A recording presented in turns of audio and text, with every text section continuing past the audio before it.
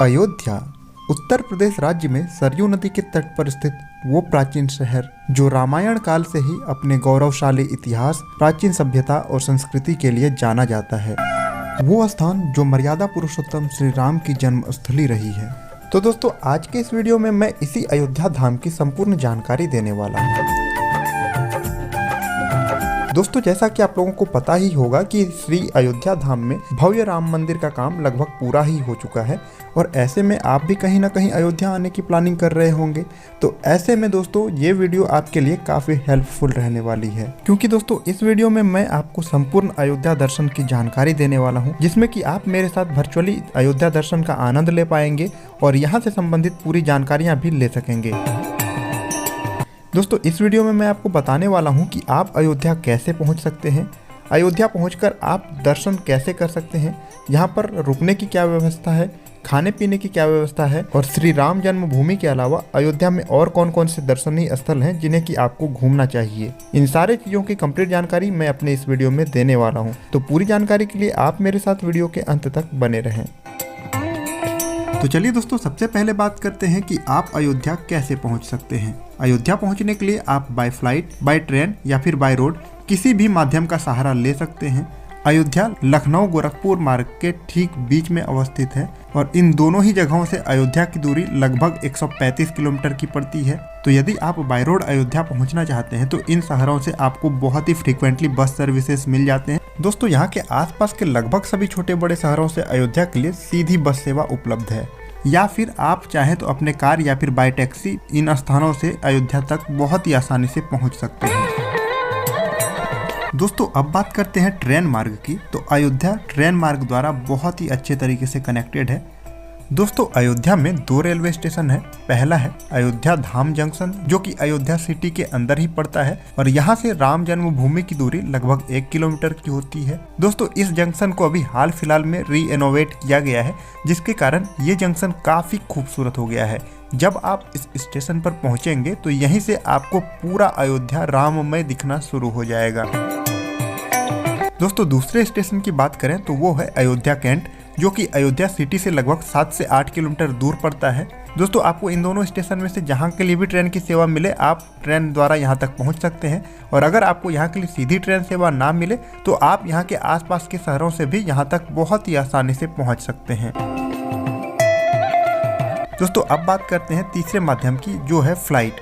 दोस्तों, अयोध्या में खुद का एयरपोर्ट हो चुका है, जिसका उद्घाटन अभी हाल फिलहाल में ही हुआ है। तो आप चेक कर लें, अगर आपके शहर से अयोध्या के लिए सीधी फ्लाइट मिलती है तब तो अच्छी बात है, और अगर आपको डायरेक्ट फ्लाइट की कनेक्टिविटी ना मिले तो आप यहाँ के आसपास के सबसे बड़े एयरपोर्ट लखनऊ एयरपोर्ट तक उतर सकते हैं, या फिर गोरखपुर के लिए भी ट्राई कर सकते हैं। और इन जगहों से आप अयोध्या बाय ट्रेन या फिर बाय टैक्सी बहुत ही आसानी से पहुँच सकते हैं।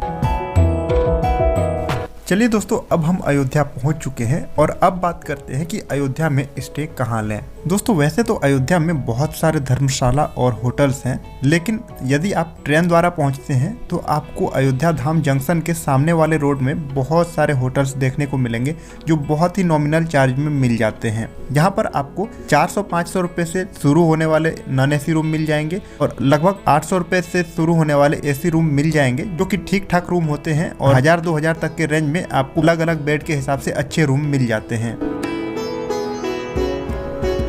वहीं दोस्तों, धर्मशाला की बात करें तो आपको कनक भवन, हनुमानगढ़ी, राम जन्मभूमि, इन सारे जगहों के आसपास बहुत सारे गेस्ट हाउस और धर्मशालाएं मिल जाते हैं, जहां पर कि आपको 300-400 रुपये से भी रूम मिलने स्टार्ट हो जाते हैं। दोस्तों, यदि आप अर्ली मॉर्निंग में ही अयोध्या पहुंच जाते हैं तो आप चाहें तो एक दिन में भी अयोध्या के सभी प्रमुख स्थलों को एक्सप्लोर करके आप शाम में वापसी ले सकते हैं। लेकिन यदि आप स्टे करना चाहते हैं और समय देकर इन मंदिरों को घूमना चाहते हैं तो आप यहां पर 1 डे का नाइट हॉल्ट भी ले सकते हैं। चलिए दोस्तों, अब बात करते हैं कि आप अयोध्या पहुंचने के बाद दर्शन किस प्रकार से करें। दोस्तों, अयोध्या दर्शन यात्रा की शुरुआत पवित्र सरयू नदी में स्नान के साथ प्रारंभ होती है। तो आप सरयू नदी में स्नान करने के लिए सरयू तट पर कई घाट, जैसे कि नया घाट, राम घाट, लक्ष्मण घाट, गुप्तार घाट में से किसी भी जगह पर स्नान कर सकते हैं, या फिर आप राम की पैड़ी में भी स्नान कर सकते हैं। दोस्तों राम की पैड़ी सरयू घाट के पास स्थित है और ये नया घाट चौराहे के पास पड़ता है। तो यदि आप अयोध्या आ रहे हैं तो सबसे पहले आप इस चौराहे तक पहुँचे। अगर आप अयोध्या कैंट पहुँचते हैं तो अयोध्या कैंट से आप नया घाट चौराहे तक पहुँचे। अयोध्या कैंट से इसकी दूरी लगभग 10 किलोमीटर की है और ई रिक्शा वाले इसके लिए लगभग 40 से 50 रुपए चार्ज करते हैं, जहाँ से कि आप बहुत ही आसानी से राम की पैड़ी पहुँच सकते हैं। और यदि अयोध्या जंक्शन से दूरी की बात करें तो लगभग 3 किलोमीटर दूरी पड़ती है राम की पैड़ी की अयोध्या जंक्शन से, जिसके लिए ई रिक्शा वाले लगभग 10 से 15 रुपए चार्ज करते हैं।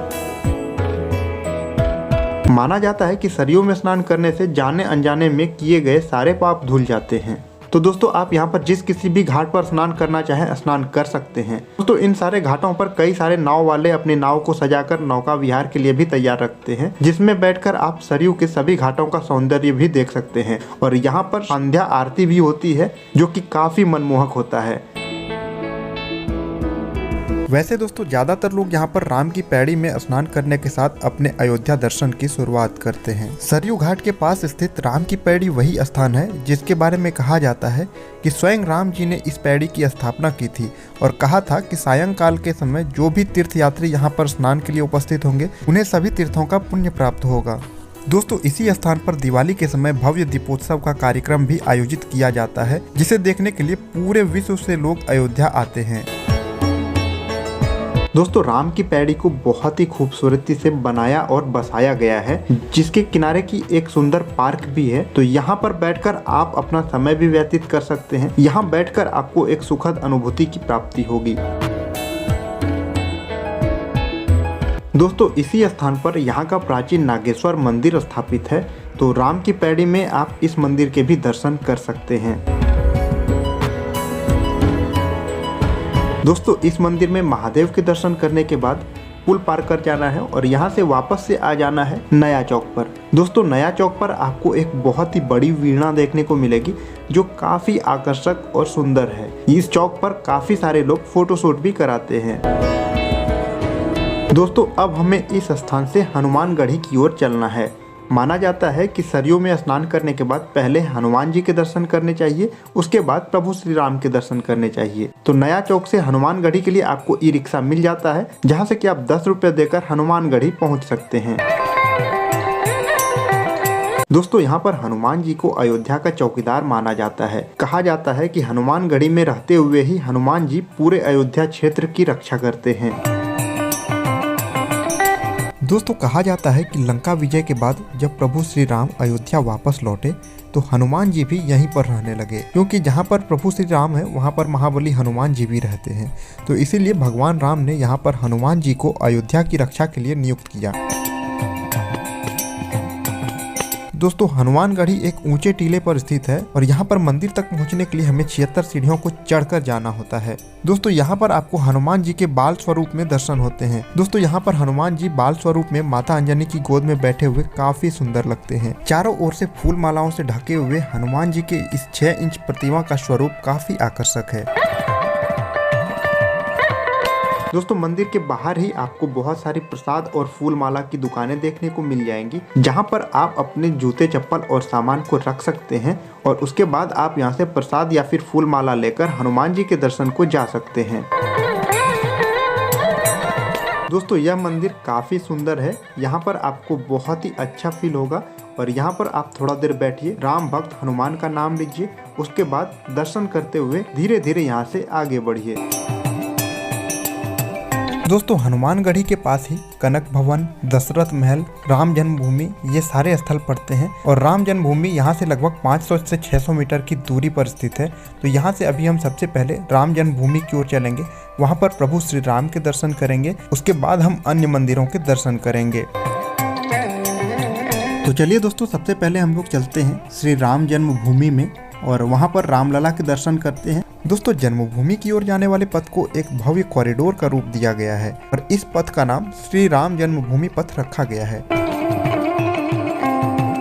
दोस्तों इसी पथ पर आपको बहुत सारे डोनेशन काउंटर और लॉकर देखने को मिलेंगे। दोस्तों इसी मार्ग में आरती पास को प्राप्त करने के लिए भी काउंटर है, जहां से कि आप संध्या आरती के लिए पास प्राप्त कर सकते हैं। दोस्तों ये पास एक लिमिटेड नंबर में जारी किए जाते हैं।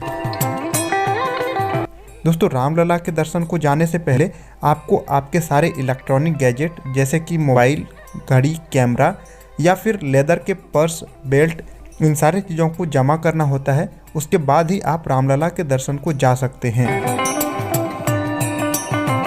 दोस्तों ये निःशुल्क लॉकर श्री राम जन्मभूमि तीर्थ क्षेत्र ट्रस्ट की ओर से चलाए जाते हैं। तो मंदिर में जाने से पहले सारे प्रोहिबिटेड चीज़ों को हम यहाँ पर जमा कर लेते हैं, उसके बाद दर्शन की ओर आगे बढ़ते हैं। दोस्तों यहीं पर लड्डू काउंटर भी है, यदि आप लड्डू लेना चाहें तो यहाँ से आप लड्डू भी ले सकते हैं। तो चलिए दोस्तों अब हम लाइन में लगते हैं और रामलला के दर्शन को चलते हैं। दोस्तों राम जन्मभूमि मंदिर का एक टाइम निर्धारित है और इसी निर्धारित समय में ही आपको दर्शन करना होता है।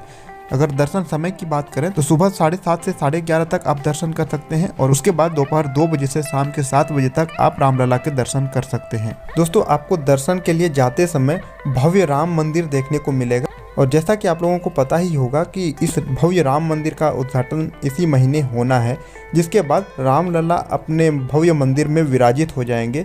उसके बाद दर्शन करने का आनंद और दोगुना हो जाएगा। दोस्तों ये मंदिर नागर शैली में काफी भव्य तरीके से बनाया गया एक अनूठा नमूना है। इस मंदिर में श्रद्धालुओं की सुरक्षा से लेकर सुविधा तक हर चीज विशिष्ट होने वाला है। तो चलिए दोस्तों हम लोग यहाँ से लाइन में लगकर अब दर्शन के लिए आगे बढ़ते हैं। दोस्तों जैसे ही आप मंदिर के अंदर पहुँचते हैं आपको यहाँ पर रामलला चांदी के सिंहासन पर विराजित दिखते हैं और यहाँ से आपको रामलला के बहुत ही प्यारे दर्शन होते हैं। तो आप यहाँ पर भगवान से अपनी मनोकामनाएं मांगे और प्रभु श्री राम का नाम लेते हुए धीरे धीरे बाहर की ओर आ जाएं। दोस्तों इस मंदिर से निकलने के बाद अब हम चलते हैं यहाँ पर पास में ही स्थित अमावा राम मंदिर की ओर। दोस्तों अमावा राम मंदिर में पटना के महावीर मंदिर की ओर से राम रसोई चलाया जाता है, जहां पर कि भक्तों को निःशुल्क भोजन उपलब्ध कराया जाता है। दोस्तों इस मंदिर से निकलने के बाद अब हम आगे बढ़ते हैं और अब हम पहुंच जाते हैं कनक भवन।